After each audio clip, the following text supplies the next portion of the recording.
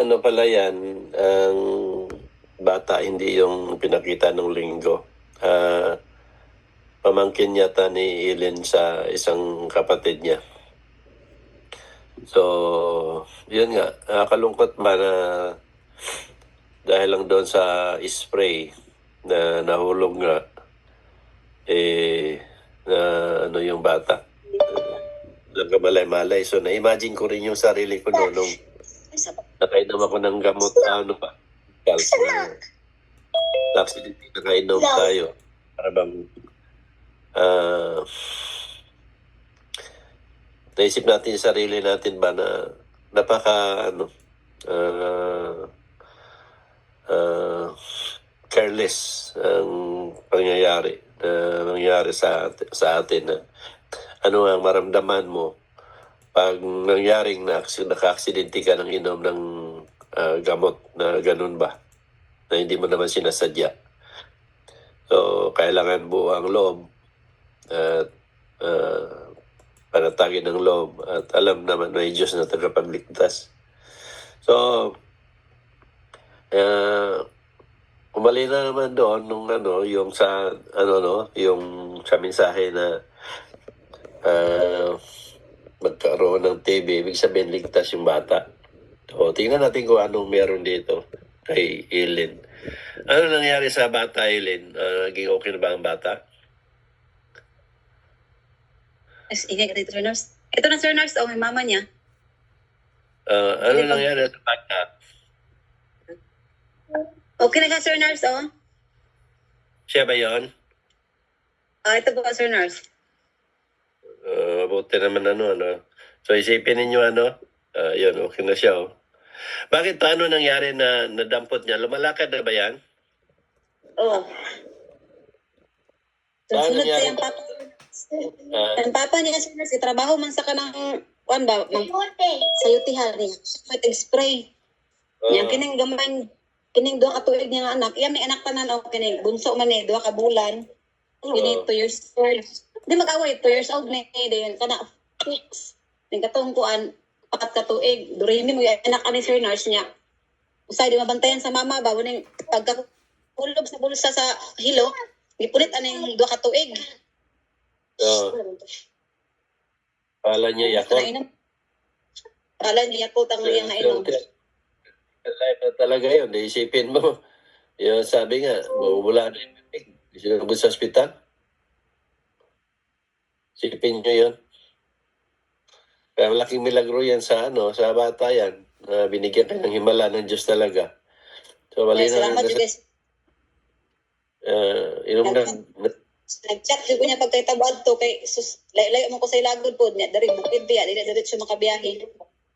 May mabuti at nabasa ko yung text mo, Ellen. Alauna siguro 'yon.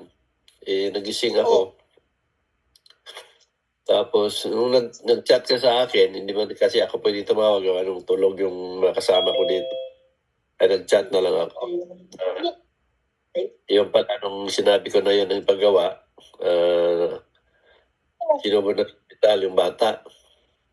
Pero isipin niyo yung nanay mismo nakasaksi.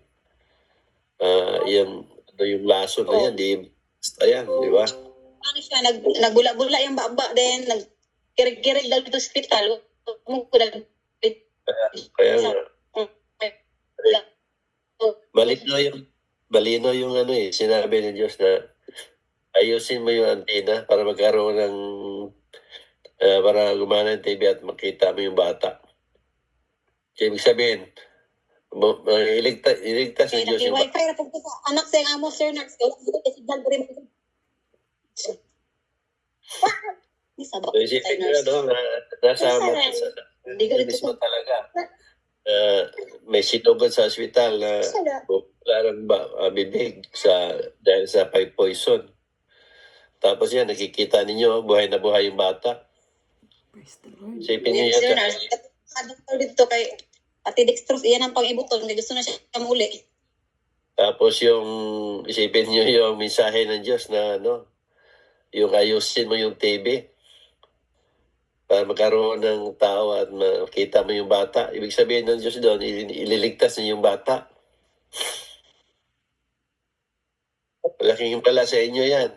Kayo mag-ina. Kayo, pangalawang himala, ikaw, Ilin. Grabe din ang himala sa'yo. Opo, Sir Nars. Salamat juga, Sir Nars. Nice ka na noon. Kaya sa nakikita ng mga kapatid mo, sa sarili mo mismo na nung panahon mo rin na hopeless ka na, nakaratay ka na, hindi ka na makatayo at kita mo naman ang sitwasyon mo na nung ginamot kita, nung kita mo naman talaga na lantang gulay ka na, hindi mo makakalaan na dumating ka sa punto na babalik ka sa normal. So dahil sa nakikita ng mga kapatid mo, na kung ano yung mga naranasan mo, talagang nabuo. Di ba? Kaya sa panahon ngayon, dahil kita ng Diyos na buong-buo ang paniniwala ng kapatid mo dahil sa nasaksihan nila sa iyo, niligtas yung bata. Kasi yung paniniwala ng magulang, yun ang pinaka-importante sa bata na 10 years old pababa. Kaya wala na akong duda doon. Nung nag-text ka nga nag-chat ka nga sa akin, wala akong ibang magawa kung hindi kausapin ng Diyos na iligtas yung bata. Sinalungkot ako ng time na yun eh. Na-imagine ko nga yung sarili ko noon eh. Kung anong naramdaman mo pag nakainom ka ng lason na hindi mo naman sinasadya. Wala mong nalungkot nung time na yun. Dahil na-imagine ko yung sarili ko. So wala ibang magligtas no sa bata kundi Diyos lang. Kaya nung pagtulong ko, malinaw din yung pinakita niya. Iligtas niya ang bata ay sa paniniwala ng mga magulang. Kaya maswerte kayo na ibinigay sa inyo uli ang bata. Ano? May pangalan ng napakatid mo, Ilen? Bibing, Sir Nars. Siyempre ako nang kayo si Dudong Duyas. Bibilin, Sir Nars. Bibing ang kiyang nickname. Oo. So, yun. Keep going kayo. Share ng share. Kasi hindi meron na ibala na sa inyo. Ang bata, balik sa inyo normal.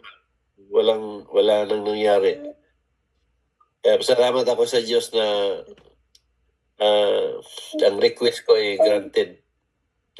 Malinaw daw talaga sa sinabi ko na sa lungkot ko at naawa ko sa bata na iligtas mo yung bata. Kawawa naman. Kaya malinaw din doon na ginagrant na yung request ko na So, yan lang. Marami sa inyo. Ilin. Sa pag-share sa mensahe ng Diyos. Maraming salamat sa pag-share at bilang testimony doon sa bata. At salamat din sa nanay si Evelyn na sinishare ninyo dito sa Facebook. Thank you, Sir Nars. Salamat po sa Nars. Yung mga kamadunggan, Sir Nars, ginag-washing. Salamat po kayo. Salamat tayo sa Diyos na binigay uli ng Diyos sa inyo ang bata. Ha? Purihin ng Diyos. Salamat po din sa Sir Nars. Sige, salamat. Ano itong isang lako na?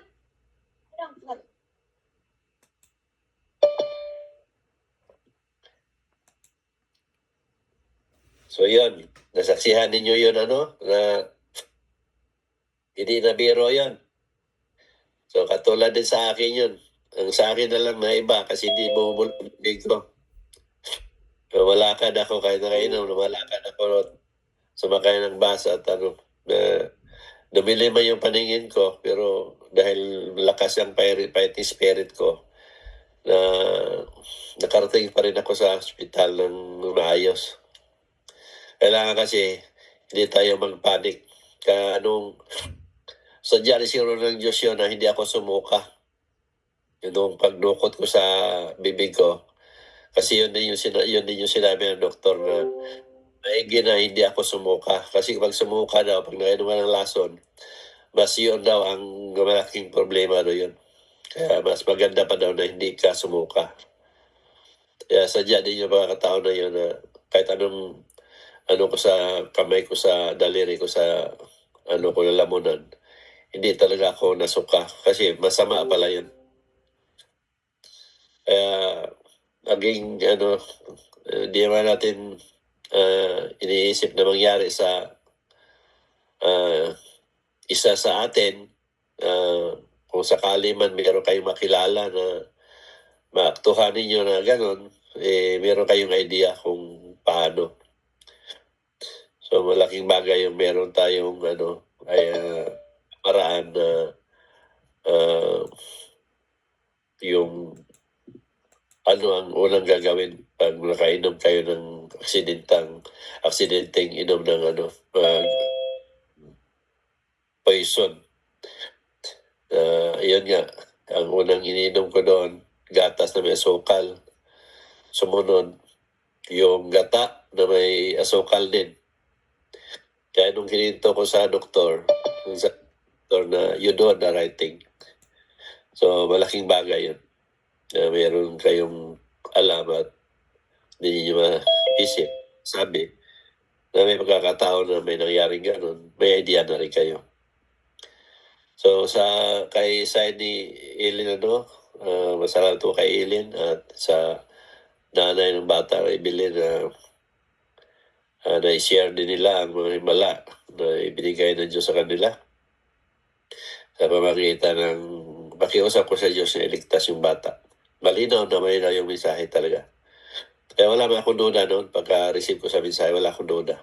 Kahit na alaman ko na bumula ng bibig ng bata. Kasi once bumula, at saka yung poison na sa utak, delikado na talaga ang ng bata. Pero ayan, nakita niyo yung bata na back to normal. Kaya salamat ako kay Jesus Christ at kay Miss Friend. Ipinagkaloob niya sa nanay ng bata at ng bata na ayos ang lahat. Miss Kay, sunod na Miss Kay. Thank you, Brother.